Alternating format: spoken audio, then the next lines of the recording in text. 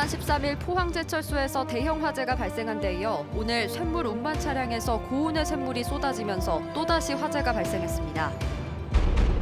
포항시 행정사무감사에서는 하수 종말 처리장 부실 운영 논란과 수백억 원이 소요되는 시설 증설과 관련해 다양한 의혹이 제기됐습니다.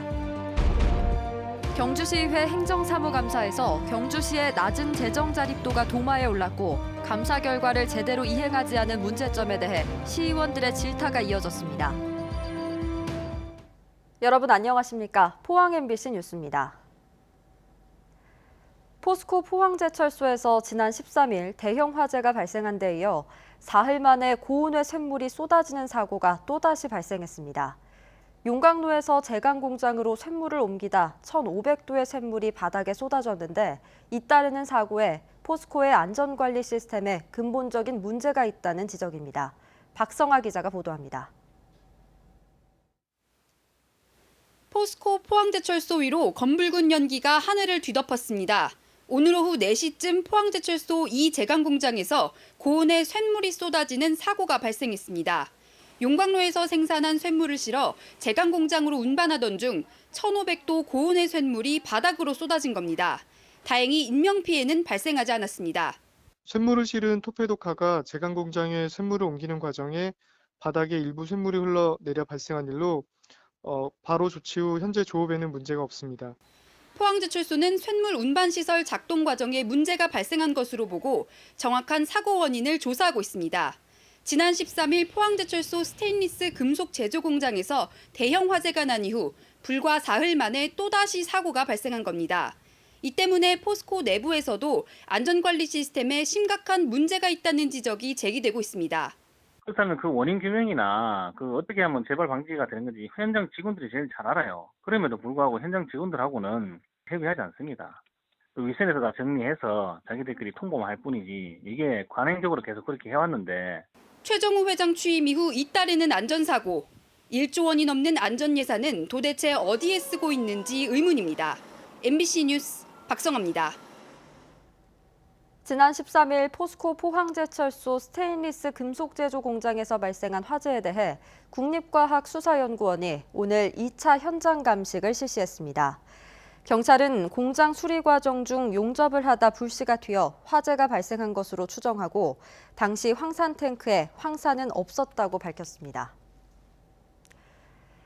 경주시의회 행정감사에서 경주시의 재정 자립도 하락과 감사 결과 조치 미흡 등에 대해 시의원들이 집중 질타했습니다. 의회는 또 올해 특위를 구성하지 않고 진행한 행정감사가 큰 효과를 거뒀다고 보고 내년부터는 본청 감사 기간을 확대하기로 했습니다. 임재국 기자가 보도합니다. 경주시의 재정 자립도가 올 들어 20% 이하로 떨어졌습니다. 의원들은 지난해까지 20% 이상 유지하던 재정 자립도가 갑자기 10%대로 낮아진 이유를 따졌습니다. 매년 이렇게 지금 3, 4%로 이렇게 알고 있었는데 지금 17.9%부터면 이유가 있을 거 아닙니까? 국토비 보조금을 갖다가 받고 안 받고 그거는 문제가 아니라고 생각합니다.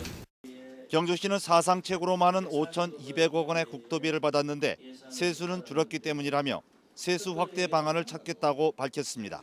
국고 보조금이라든지 옷을 많이 받아와야 되는데 그렇게 많이 받아오면서도 좀 자주도가 떨어지고 이런 거 상반된 면이 있는데 이게 좀 떨어진 이유는 작년 같은 경우에 최대 국고 보조금을 많이 확보해서 기존보다 조금 떨어지는 그런 수치 나옵니다.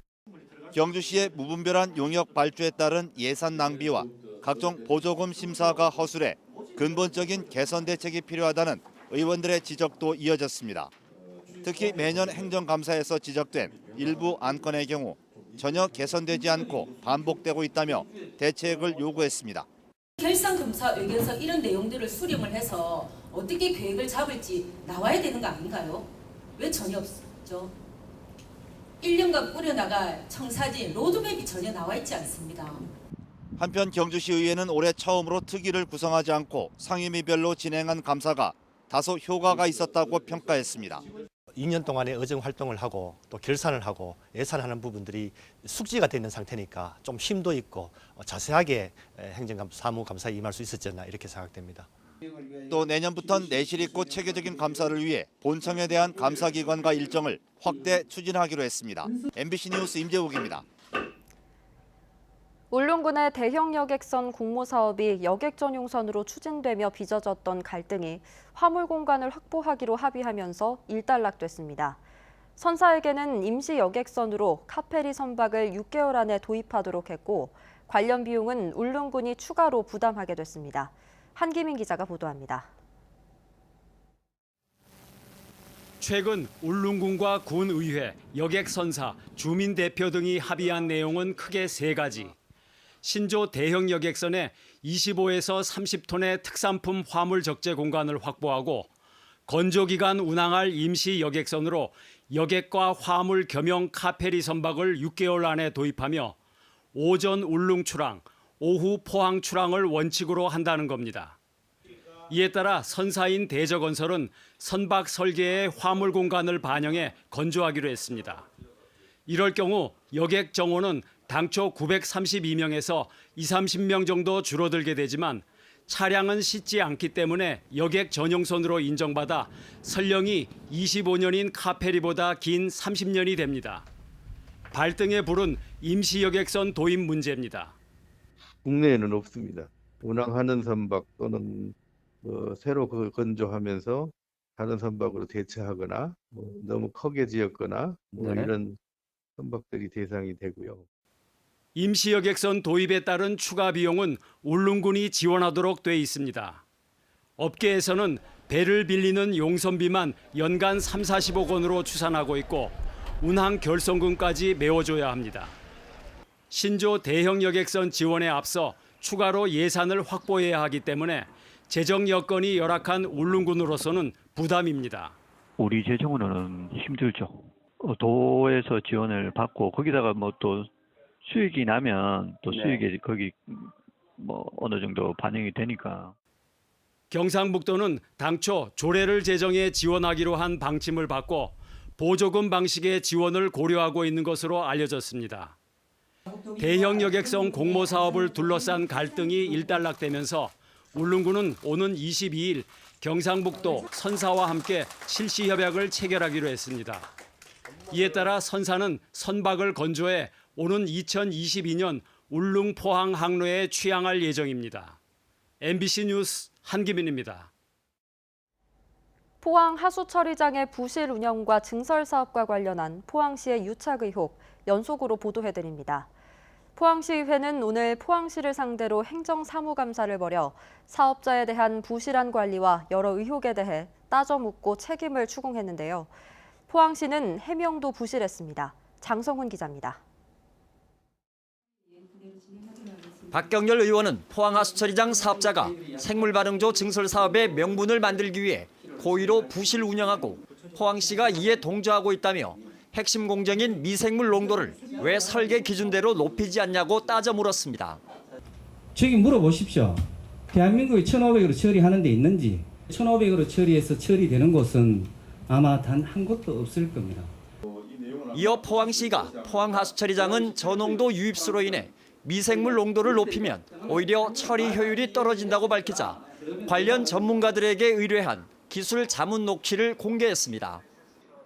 일단 겨울철에 질서랑 안 된다 하면 저농도 설사 저농도 들어온다 하더라도 질서랑 안 되면 MLS 높이는 것이 당연한 겁니다. 그동안 방류수의 법적 기준치 초과는 하수처리장 설계 이후에 동절기 기준치가 강화됐기 때문이라고 해온 포항시의 해명도 사실이 아니라는 지적이 나왔습니다. 설계 당시 이미 동절기 기준치 강화가 입법 예고돼 설계에 반영됐다는 겁니다. 변호사한테 자문했던 데이터 자체는 이미 2004년도에 이 하수종말 처리장 2단계 실시 설계 작업에서 TN20으로 실시 설계되어 있다는 사실은 감추었다는 이야기입니다. 방류수의 설계 보증 수질 초과와 관련한 포항시의 용역 결과를 두고는 해명마저 오락가락합니다. 시의원들에게는 사업자의 책임을 묻기 힘든 설계 수온 이하, 즉 저수온일 때만 초과한 것처럼 설명합니다. 설계 운영 범위가 아니고요. 설계 운영 범위 벗어났다. 온도가 많은 겁니다. 그런 겁니다. 저수온 때, 겨울철에. 그러나 취재팀이 직접 따져 묻자 설계수원 범위에서도 보증 수지를 초과해 사업자의 과실 부분이 있다고 말합니다. 설계수원에 해당하는 상황에서 13도, 15도에서 이제 수질 보증 기준을 초과한 게 있다고 지금 말씀하셨잖아요. 섞여 있다고 하셨잖아요. 그렇죠. 총 질소의 유입량이 시설 용량의 90%를 초과해 증설이 필요하다는 포항시의 주장도 실제보다 부풀려졌다는 지적이 나왔는데 이를 확인하는 과정에서 포항시는 부정확한 해명으로 스스로 신뢰를 떨어뜨렸습니다. 설계 기준을 지원하잖아요. 34도 산업함이라고. 설계 기준 아닙니까? 맞잖아요, 그거. 1단계 유입수가 아니라 2단계 유입수잖아요. 확인 안 됩니까? 잠깐만, 여기에 2단계하고 1단계가 여기서 뒤바뀐 부분이 좀 있나네요. 여기 2단계가 30.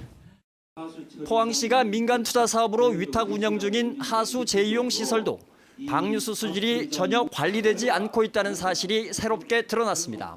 실제 준수 한 일수가 거의 찾아보기가 힘듭니다. 그리고 2017년 제로입니다. 그리고 2018년도 제로.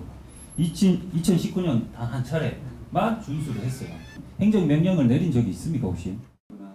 하수 재이용 시설에서 자체 처리한 방류수의 수질을 이야기하는 건데 포항시가 다소 엉뚱한 답변을 하자 질책이 이어집니다. 우리가 겨울철에 우리가 처리가 잘 안 되게 되면은 결국 그게 좀 이제 회전하는 편이잖아. 농축 관리수 영향 때문에. 지켜야 되는 사항을 마치 하수 처리장 공급수와 관계성으로 말씀하신 거는 사실과 부합되지 않습니다. 수천억이 들어가는 예산이 투입된 이 환경투자 시설이 7년 운영 기간 동안 준수를 보증 수지를 지키지 못한 횟수가 상식 범위를 넘어나서 부실에 가깝다는 거예요. 포항시는 지금까지 여러 용역 조사를 통해 생물 반응조 증설 사업의 필요성이 제시됐다며 사업을 계속 추진하겠다는 입장입니다. 모든 권위 있는 기관들에서 일관되게 이 개선을 해야 된다. 다른 대안이 없다고 이렇게 제시를 하고 있거든요. 시의회와 시민사회단체의 여러 문제 제기에도 불구하고 포항시가 사업 추진 의사를 공식화함에 따라 포항 하수처리장 증설을 둘러싼 논란은 더욱 거세질 전망입니다. MBC 뉴스 장성훈입니다.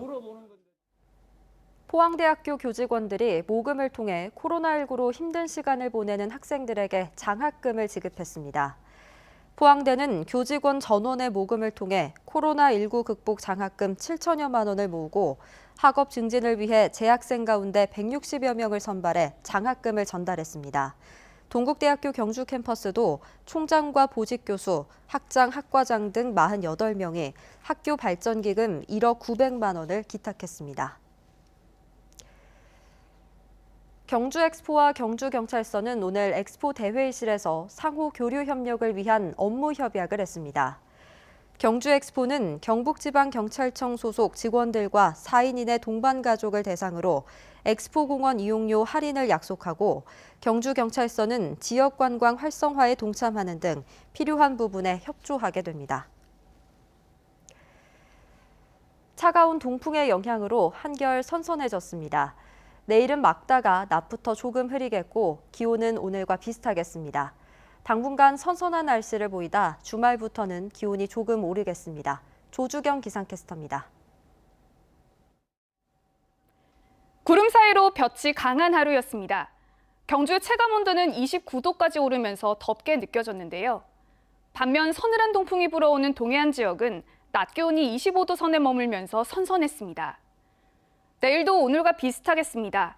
대기 상층 오르는 서늘한 공기가 자리 잡고 있어서 그늘에서는 쾌적함이 감돌겠습니다. 자세한 지역별 내일 날씨 보시면 내일은 맑다가 낮부터 조금 흐려지겠습니다.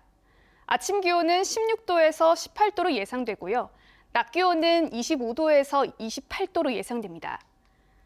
울릉도와 독도의 하늘은 구름이 많아지겠습니다.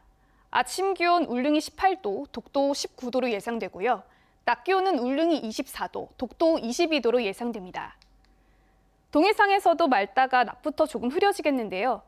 바다의 물결은 동해 전해상에서 최고 1.5m로 비교적 낮게 일겠습니다. 이번 주는 차가운 동풍의 영향으로 다소 선선한 날씨가 이어지다가 기온은 주말부터 다시 오르겠습니다. 날씨였습니다. 영덕군이 여름철 관광객 유치를 위해 계획했던 축제 행사를 코로나19 사태로 줄줄이 취소했습니다. 영덕군은 다음 달 5일 고래불 해수욕장에서 개최할 예정이던 제16회 블루오투 영덕 해변 마라톤 대회와 다음 달 31일부터 나흘간 대진 해수욕장에서 열 예정이던 제6회 영덕 서머 앤 뮤직 페스티벌을 전격 취소했다고 밝혔습니다. 경북 지역 국회의원과 단체장들은 오늘 국회의원 회관에서 철도망 구축 정책 토론회를 열었습니다. 토론회에서는 경상북도의 철도 교통망 여건을 진단하고 중앙선 안동에서 영천, 동해선 포항에서 강릉 구간 복선화 실현을 위한 대응 방안을 논의했습니다. 경상북도는 도내 11개 시장 군수와 함께 채택한 공동 건의문을 토론회에 참석한 국토교통부 제2차관에게 전달하고 정부의 적극적인 지원을 요청했습니다.